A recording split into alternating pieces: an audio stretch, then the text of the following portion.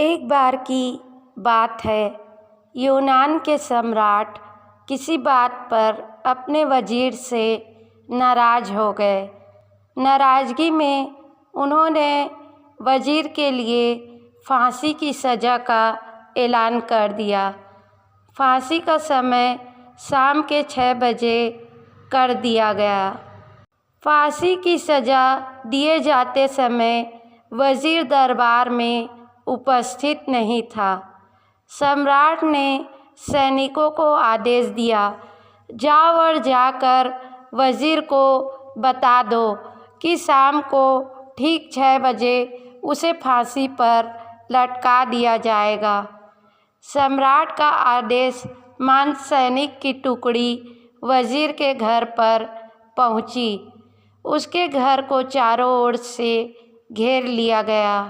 कुछ सैनिक घर के अंदर गए। अंदर जाने पर उन्होंने देखा वहाँ तो जश्न का माहौल है। उस दिन वज़ीर का जन्मदिन था। उसके घर पर रिश्तेदारों और दोस्तों की चहल पहल थी।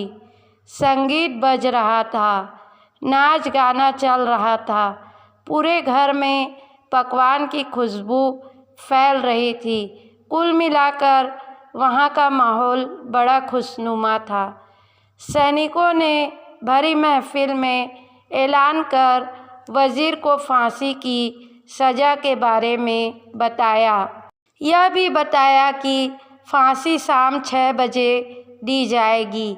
यह ऐलान सुनकर वहाँ मौजूद हर शख्स हैरान रह गया। फ़ौरन संगीत और नाच गाना बंद कर दिया गया। रिश्तेदार, दोस्त और परिवारजन उदास हो गए।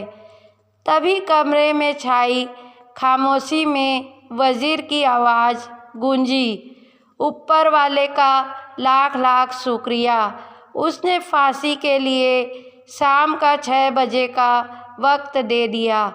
तब तक हम सब जश्न मना सकते हैं। वज़ीर की बात सुनकर दोस्तों, रिश्तेदारों और परिवारजनों ने कहा, कैसी बात कर रहे हो? फांसी की सज़ा सुनाई गई है और तुम जश्न मनाना चाहते हो? वज़ीर ने किसी तरह सबको समझाया और जश्न फिर से शुरू करवाया।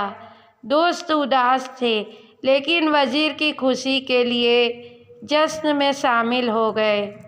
यह खबर सैनिकों द्वारा सम्राट तक पहुंचाई गई।